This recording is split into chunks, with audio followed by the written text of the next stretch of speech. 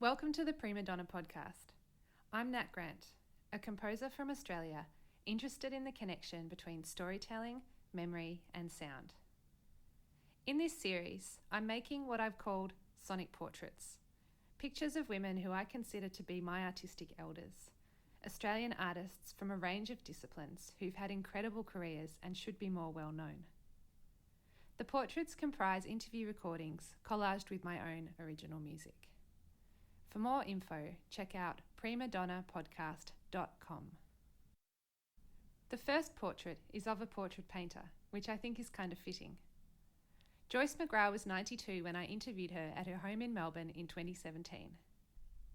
Joyce was the first arts librarian at the State Library of Victoria, where she worked for more than 40 years. She received an Order of Australia and a Churchilll Fellowship, and is still exhibiting her paintings, most recently at the Gallery of Terry Griffin, and you can hear Terry just about to leave as we start this interview.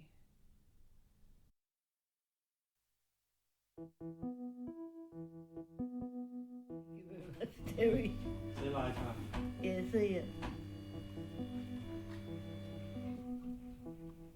Do you mind if I record again? No.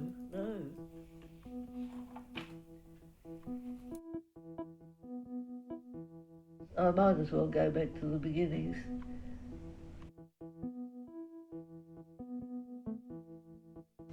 When I was at school, I was at boarding school, and my mother was a widow and war widow, and she sent me to a boarding school, or I went to boarding school anyway, and she was keen for me to learn anything I wanted to learn, and so every extra that they had at the school for, she paid for me to do. There was a lady called Miss Sullivan who taught art of speech. So then I used to be called on at the annual concerts to recite,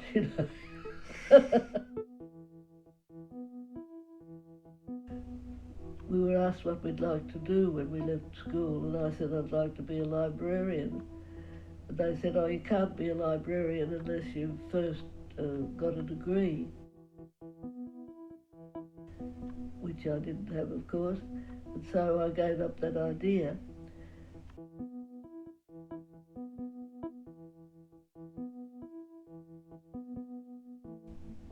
I was working in the government department. This is still during the war, and the ABC announced a competition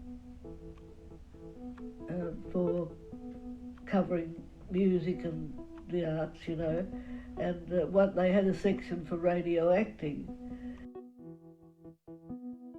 I decided I would enter this competition, a nationwide ABC competition. And so then I had to learn how to do radio acting.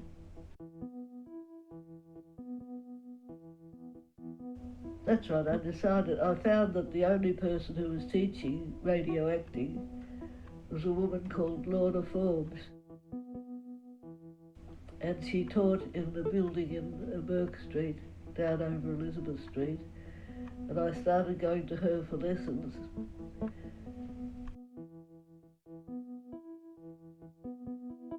Yeah, that's right. When I was going to her lessons in this building in Burke Street, I noticed there was a brass plate on the wall outside saying that A.D. and Amali Cahoon taught painting in that building. And so one day I got in the lift, went up to the top floor and knocked on the door of the Cahoons, and I said, what do I have to do to come here? And Archie said, he gave me a list of paints and brushes and said, come on Wednesday night, get these materials and come on Wednesday night or something. So I did that, and that was the beginning of my learning to paint, according to his the Meldrum method that he taught. So that's how I started learning painting. And also then I entered this Stenford, and I got a prize, and it was a listener's prize, I think.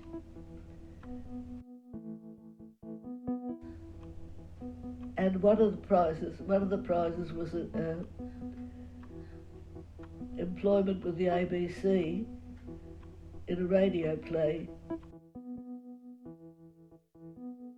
So the first commission I got from them had about 2 lines, and I went in there and I found that they had one microphone in the middle of the room, and the leading actors were around it, you know. And if you only had a few lines to say, you were somewhere at the back, you know. And so you had to sort of fight your way in to say a few words. And so I decided I didn't want to be a radio actress.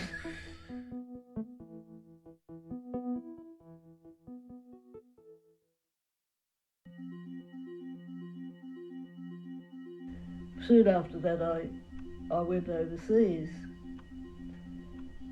and I shared a cabin with a girl who worked in the library of the Department of Labour and National Service where I was working. And she was a librarian and she didn't have a degree.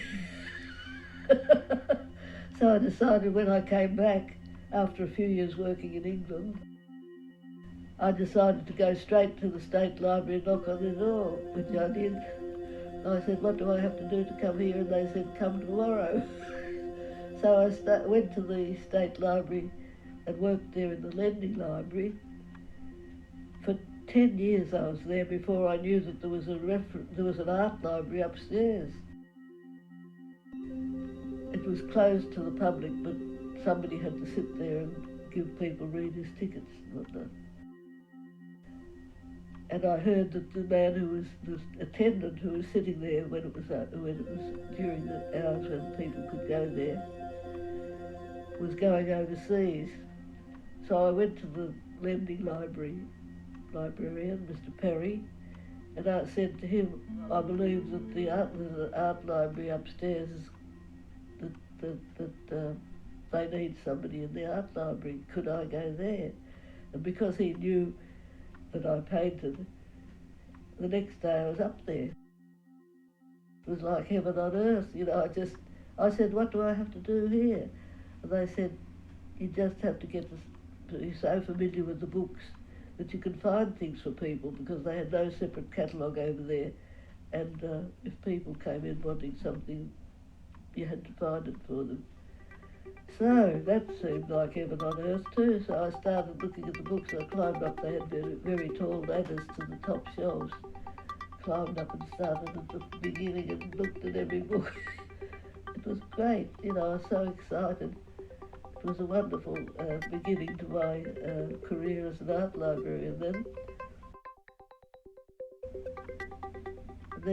But only half the books on art were in that room, because biographies of artists and other related things were up in the stacks, which was 3 floors up. I used to have to go up a spiral staircase to get them, to look for things if people asked for something on a subject or about a particular artist.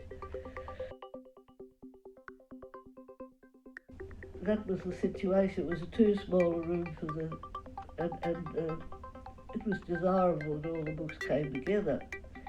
And one of the people who used to come into the library then was Professor Burke, who had not long been taken up the chair of fine arts at Melbourne University. And he used to come in and stand around. He always stood.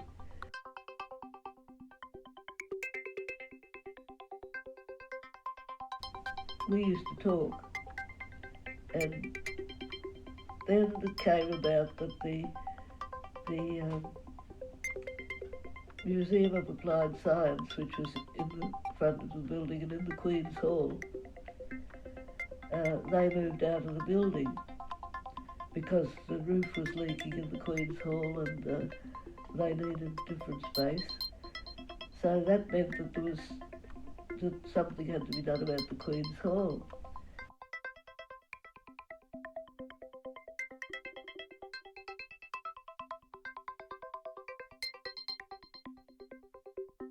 And so I put in a suggestion to the trustees that it could be used for an art, music and performing arts library, and all the books could be brought together. And so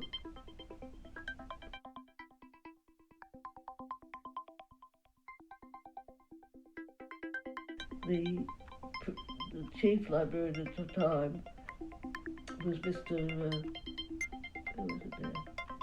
Anyway, it was somebody who was more interested in science than other things, and he wanted it to be them to house all their science periodicals or something over there. So I didn't think I'd succeed, but to my great surprise, they agreed for it to be an art, music and performing arts library. It took them several years to renovate the Queen's Hall because the roof was leaking and all that. And we could hear, it was closed to everybody. It had curtains over the entrance, and you could hear the workmen working in there, and they had radios going and that sort of thing. And there were curtains across the entrance. And little did we know, at that time too, it happened that the government was employing people from Italy and people who had skills with gold leaf. And they did up the Parliament building, I think, in Melbourne too. But when they finally opened the curtains and we went in, it was palatial, you know. It had hanging chandeliers and gilding and stuff. It was beautiful. And so we went in there, and it was going to be art and music and performing arts. And the books that were already in the art library were books that had been purchased from or donated by people from overseas. And for example, they were rare books that really had been donated to the gallery, and they were housed because the gallery was in the same building too at that time. And so there were all these really good books that are now in the rare books collection. But in those days they were in the art library, you see. So we moved over, and I was asked to help design the equipment and fittings for the Queen's Hall, so we had very good music facilities, and everything was up to date, as you might say. And so it was art, and it was the stacks at one end, and in the main part it had a lot of books on open access and music listening room and all sorts of things. So it was a great place, and very, very popular for a number of years. Now, of course, the stuff's all gone back to the stacks. It's not nearly as interesting as it was. So that was a golden period from my point of view, for me. And I was there until I retired. Conscious. Oh yes, I like Decision? painting portraits. I've told Why? you what I haven't. Oh, James Mellon. Oh, he gets to know the subject as well as the oral history as well as and you have they were a challenge, and there was something in the music that kept on ventilators, their occupation. These, I think they were Dominicans that I painted. They came here to. I've thought of who was doing Patsy Adams Smith, because that was the old studio was called history. She was after activities of the life. She interviewed a lot of returns, and I really wish they would start again. Max Meldrum's studio in Kew, and so where she'd gone for a while.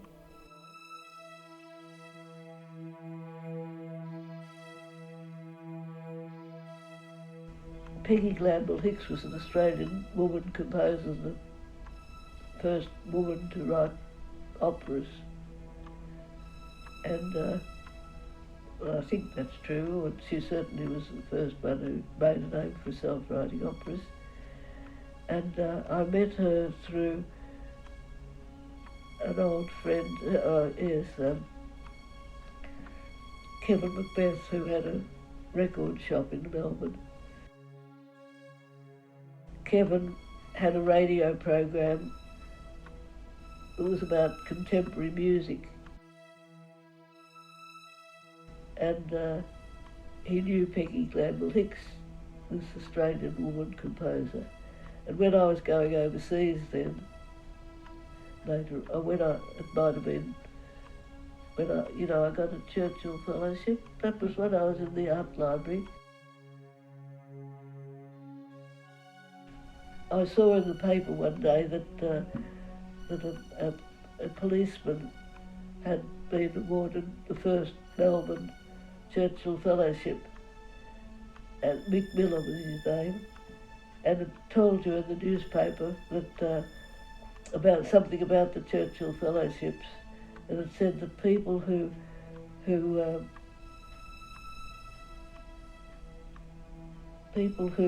had some connection with the return RSL, and people who that was one of the conditions. Something else made me think that I might be eligible to apply, and so I applied for a Churchilll Fellowship because at that time, and this is important to record, I think, two books came to my note.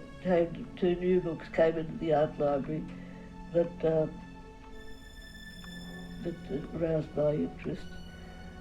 Apart from the fact that by this time there were some periodicals published by the Art Library Society, an international movement, and one was in England and one was in America, these societies. But there was a book by somebody called Chamberlain called Guide to Art Reference Books, and another one by Lucas about American reference books. And I checked them against our holdings, and I found that we had a lot of the books in them, but we were missing quite a few. So that happened, and I bought it. I got the Churchilll Fellowship, and I said I wanted to buy books, and I want. Well, there's a report at any rate that's available. And I also had a letter from Kevin McGrath introducing me to Peggy Glanville Hicks, who was living in Athens at the time.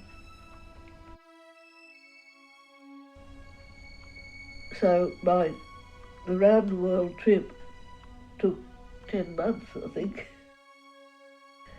Nowadays the Churchilll Fellows only get a few months, but that was exceptional, you see. It was very fortunate for me because it gave me time to really do a good job. I bought a tape recorder in Hong Kong on the way, and then I went to Monaco to see the library had a very good collection of music by.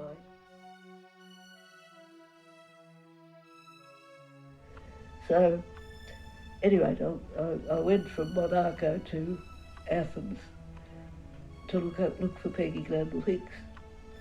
I got out of the plane in Athens in the early hours of the morning, about 5:30 or something. Got into the town and found that I couldn't read the street signs. I showed the letter I had for Peggy Glanville Hicks to one of the taxi drivers. He just shook his head. Then I went to the first of my appointments at a library in Athens, and I was amazed at how they seemed to be pretty rude men in Athens. in Greece, because this librarian who I'd written to beforehand said I was coming, and somebody brought him a cup of coffee while I was there. He didn't offer me one, although he knew I'd just come from the plane from Australia. Anyway, so then I asked him as I was going with the address of the next library I had to go to, and I said, how do I get there? And he just pointed at the door and said, you turn to the left. He didn't even, exert himself a bit.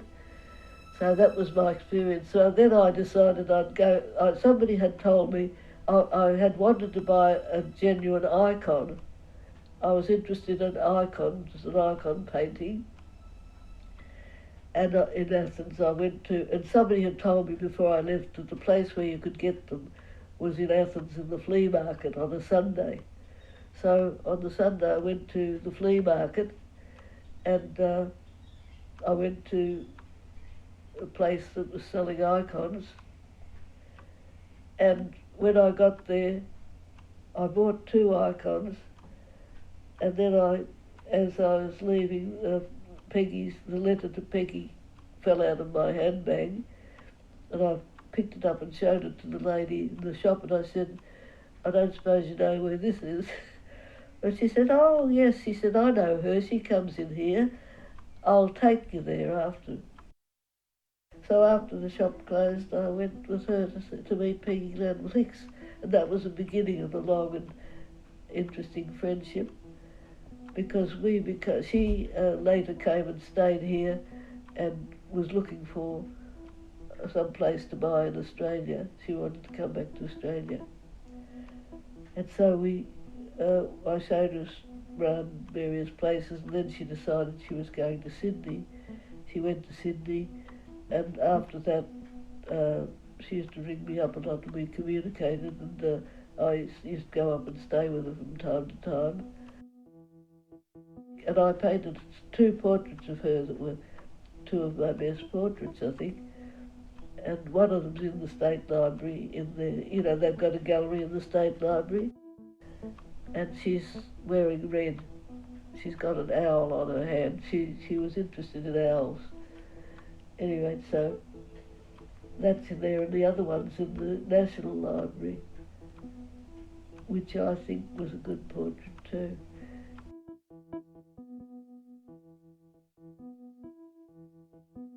She died, but when she came back to Australia, it was not long after the Opera House was finished, and I had hoped, and other people had hoped that they might open the Opera House with one of her operas, because she'd had success in other countries, and so they didn't do it. It was she made friends with other composers in Sydney, Peter Sculthorpe and people like that. And when I did go up to stay with her, she took me round to Peter Sculthorpe, and she also knew Yehudi Menuhin and people like that when they visited Australia, and I met them. Yes, she was a character. She wanted me to come up and live with her, but I couldn't do that because I was sort of committed to the library. They still haven't produced one of her major operas in Australia. It's amazing.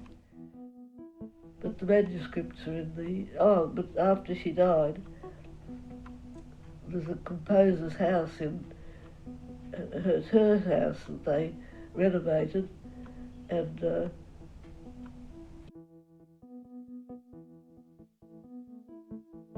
it's a lovely place. And it's got, I used to think they might hang one of the paintings on the wall there, but they didn't. But they did something that I don't know that she'd approved of. She had a piano that her mother had given her, a small grand piano, and they took the lid off the piano and they've got that hanging on the wall. Well, what about having a cup of tea or something? Yeah, sure. Do you want me to put the kettle on? Yeah, thank you. You just have to press the button. Make sure that there's water in it. Okay. Yeah. Find yourself a cup and mug Yep. or something. Do you want it in that cup? Yeah. Tip this out. Okay.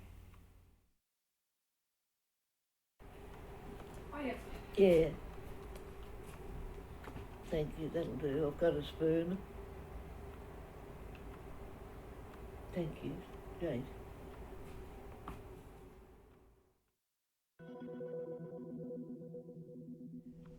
I decided that I didn't like men's suits to paint, you know, very dreary.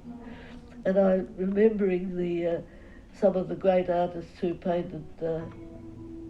Can't think of any at the moment. But there's one particular artist, an earlier period Italian artist, who painted religious subjects. They had rather interesting vestments or clothes, and so I decided. Oh, and I had a young cousin who was going to Monash University, the Mannix College, which is the Catholic college at Monash. This young cousin was going there, and I met the priest who was the master, and I decided that he had just, that outfit was really paintable, you know, and I painted this portrait of, can't think of his name now, father. Anyway, I entered it in the Bale Prize, which was, they had a section for portraits, a section for other things, and I won the Bale Prize for portrait with that painting of Father Knowles was his name. So after that, I started getting commissions from the Dominicans at Monash, to paint all the other masters that had been since they set up. So I painted about 4 or 5 of those. Then they gave up. The Dominicans gave up being masters of Mannix College. They now have lay people.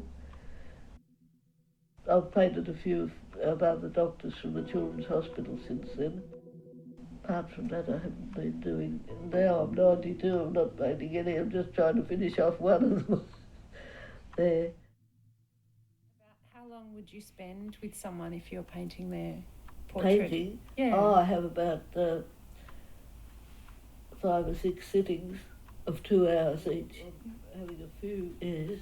Chap who was here when you came. So you get to know people. Oh, you do? Well. Yes, it's rather good. That way. Fascinating. Yeah.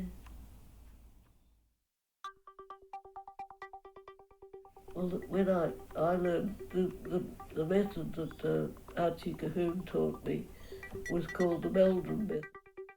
It was supposed to be a scientific approach to painting, and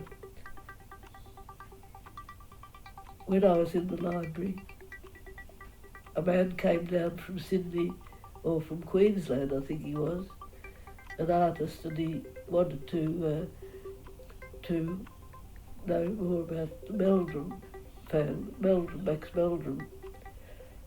And so I said, oh, you could go and visit his daughters, they live in Kew. And I gave him the address. And he went out to visit them.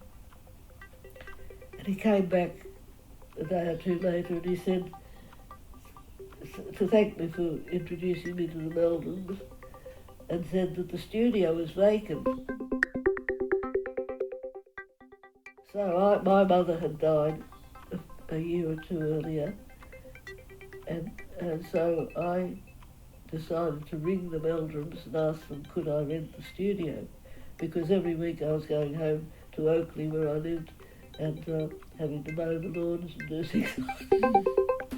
So I rang the Meldrums and asked could I rent the studio, and they said to come and see them, and I went to see them, and it was in a very the block of land, and the trees around the house were very tall, and it was all very rather dark getting around to the studio, and I was a little bit nervous of it, but I did go round, and I asked them could I rent it, and they said this was surprising, because Meldon was an agnostic, by the way, so they said, "Are you a Catholic?" And I said, "Yes, does that matter?" And but anyway, they asked me to come, and they said I could use the studio.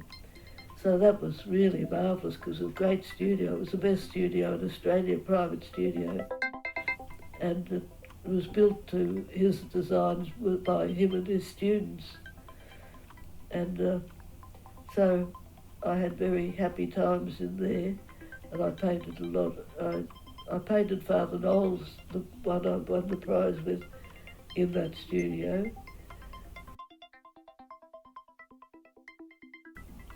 I tried to put something that indicated their occupation in the pictures. And Father Knowles was, he was interested in icons. And somehow or another I had an icon in the background somewhere.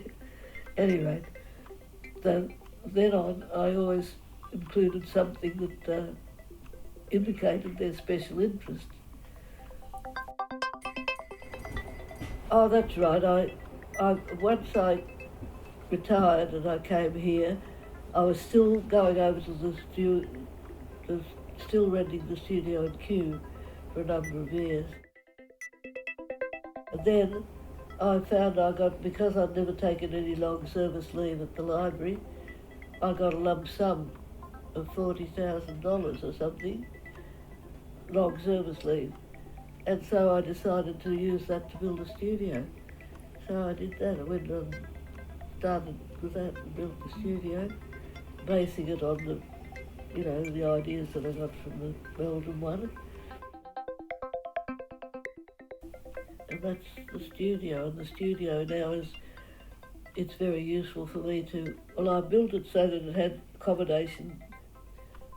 It has accommodation upstairs, bedroom and toilet and shower and everything. So that I thought that if ever I wanted to, I could live in there and rent the house. But as it happens, I've been able to rent it out ever since I needed to, and with people who are very helpful to me. Some of them I gave all the collection of paintings I had by other artists to Mildura. So they've got an art gallery called the Joyce McGrath Gallery in Mildura. Well, I don't mind, it's lovely. I love Mildura. And I've got a goddaughter now I've got 10 godchildren, and one of the girls is Bernadette. She's the daughter of a doctor who is at the Children's Hospital. She's just finished training for work with children. She did some of her training up at Mildura and likes it. It's a nice place. Have you ever been there? Because apart from learning elocution, and I learned piano and violin and singing while I was at school. I'm a great believer in people learning singing even if they haven't got good voices. Very good for your health. And so I've been interested in opera, of course, and Peggy, Anthony and I have subscribed to the opera ever since, for many years since I know I was there when Joan Sutherland and Pavarotti came out, as he was one of the young singers then. Because I've also got stuff about Maggie Fitzgibbon, who was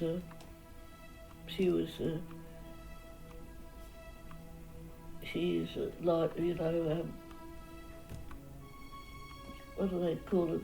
Not light opera. But Maggie's still going, Maggie Fitzgibbon. I was at school with her. She had a beautiful voice.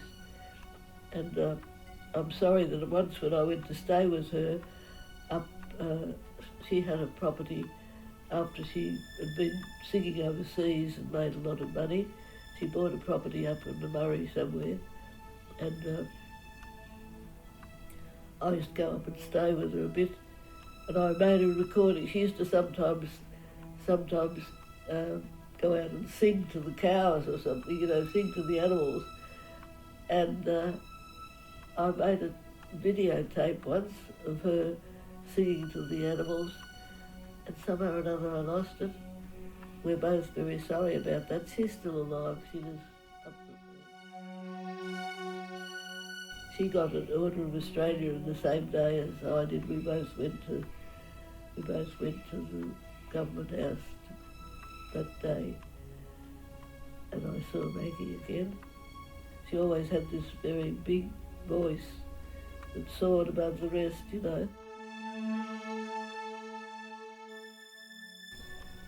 You know the book that you probably got, Plaster and Paint.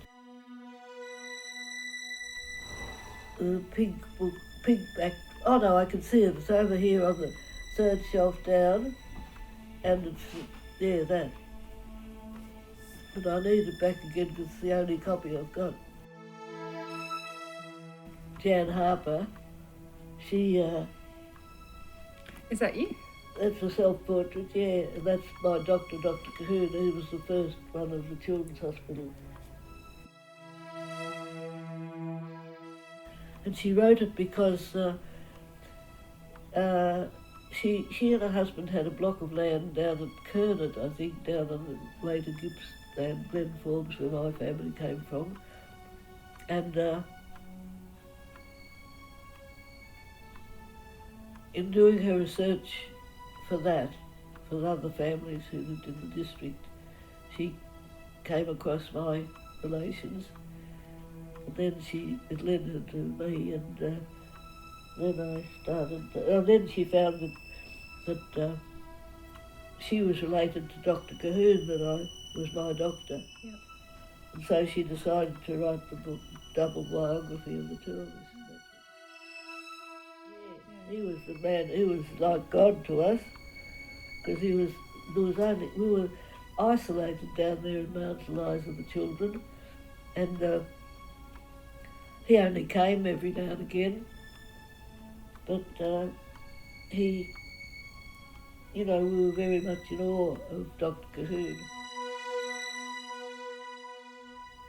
And actually, originally when I first started, when I first complained about a pain in my hip when I was up at Redcliffs near Mildura as a child, they brought me down to the Children's Hospital to try and find out what was wrong with me.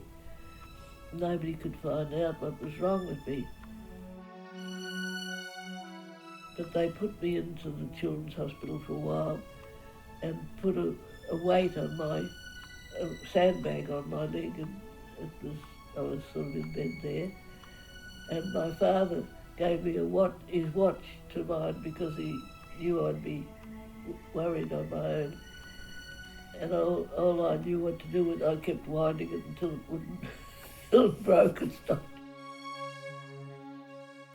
Then my father said to my mother, "They're not doing anything for her there, bring her home."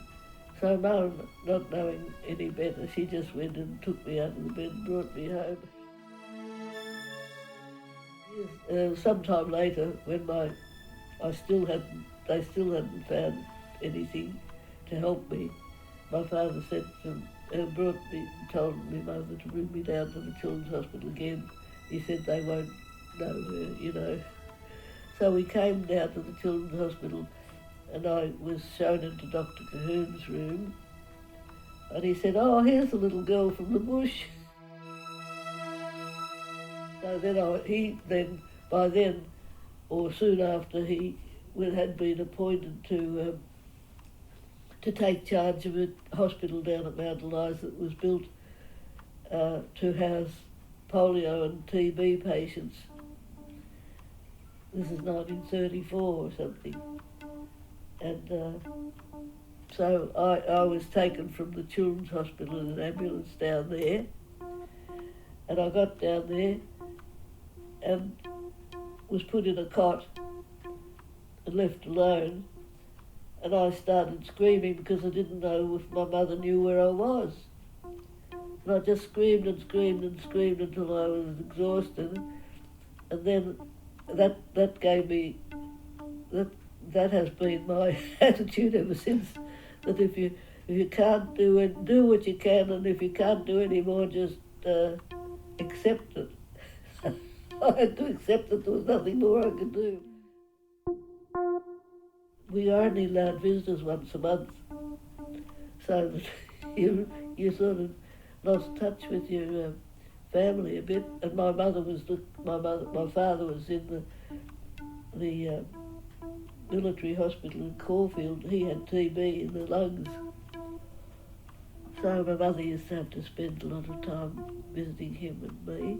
But she was only allowed to visit me once a month, so. And they only came down to see me once while I was there, together. And I remember them asking me, one was on each side of the bed, and they asked me which one did I love the most. Well, I didn't know what to say. I said both the same or something, but I can remember being asked that and seeing them at each side of the bed. My father used to write me letters and draw little stick figures in the letters. And once he hired a boat because you could see from the ward where I was, you could see the sea. He hired a boat and rowed around outside, but I wouldn't know it was him, you know. I think I learned to appreciate colour a bit from being down there, because we used to be pushed from under a balcony out into an open space to be in the sun. That was part of the treatment.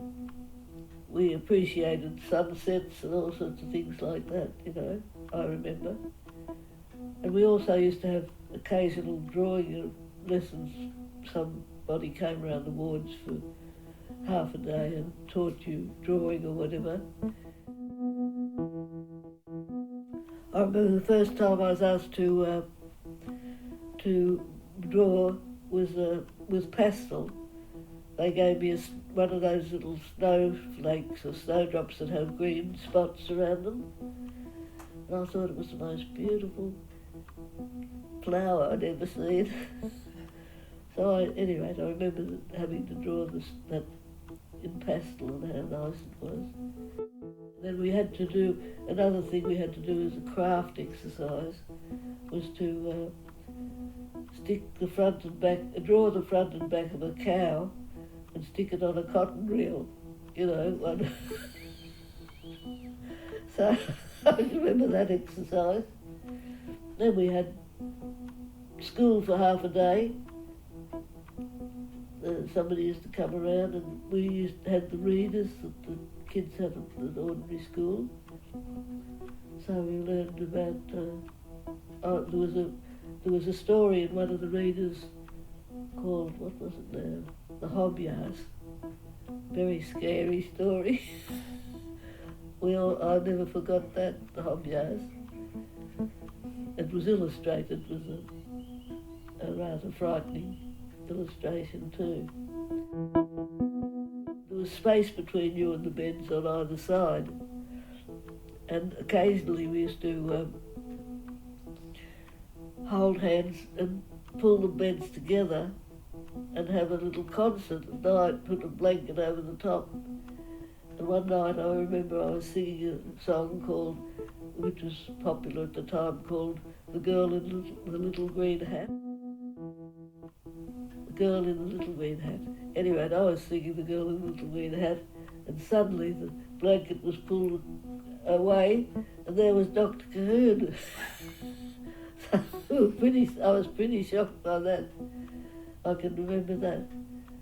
So we had to get back to our places, and the girl in the bed next to me.